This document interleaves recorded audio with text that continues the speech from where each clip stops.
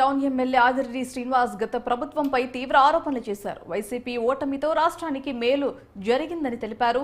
రాజధానికి 15,000 కోట్లు, పోలవరానికి 12,000 కోట్లు, Visakha railway zone, Lulu mall, Adani groups రాష్ట్రానికి వస్తున్నాయని ఆదిరెడ్డి తెలియజేశారు. ఒక్క ఓటు రాష్ట్ర భవిష్యత్తు మార్చుతుందన్నది రాష్ట్రానికి వస్తున్న పెట్టుబడులే నిదర్శనమని తెలిపారు. ప్రతిపక్ష హోదా అనే సాకుతో జగన్ అసెంబ్లీకి రాకుండా రాష్ట్ర ప్రజలను మోసం చేస్తున్నారని విరుచుకుపడ్డారు. ఓటమితో జగన్మోహన్ రెడ్డి దిగిపోవడంతో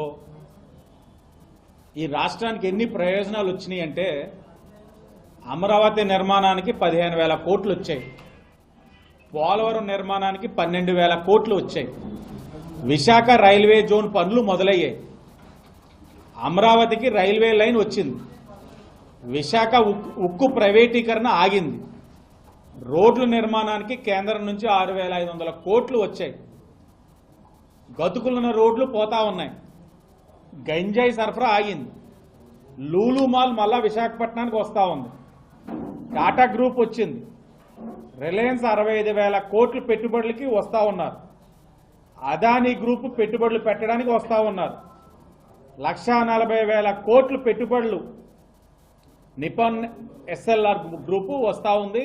మొన్ననే బాబు గారిని కూడా, ముఖ్యమంత్రి గారిని కూడా కలిసింది.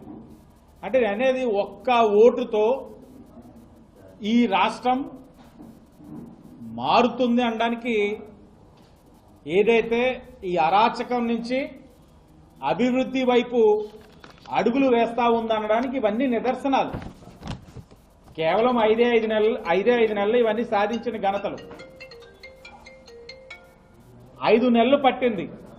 ఈ 5 సంవత్సరాల అరాచక పరిపాలన, విధ్వంసకరమైన పరిపాలన, ఆర్థిక పరంగా వాళ్ళు చేసిన తప్పిదాలు, ఇవన్నీ అవగాహన చేసుకోవడానికి 5 సంవత్సరాల వారు చేసిన తప్పులన్నిటిని అవగాహన చేసుకోవడానికి 5 నెలలు పట్టింది.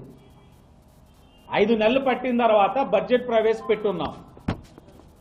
బడ్జెట్ ప్రవేశపెట్టినప్పుడు ప్రతిపక్ష హోదా ఇవ్వలేదని ఒక సాకు, మైక్ ఇవ్వలేదని మరొక సాకు, అనేకమైన సాకులు చూపించి అసెంబ్లీకి రాకుండా జగన్మోహన్ రెడ్డి మరియు ఆయన యొక్క 10 మంది ఎమ్మెల్యేలు రాష్ట్ర ప్రజల్ని మోసం చేస్తా ఉన్నారు. వైసీపీ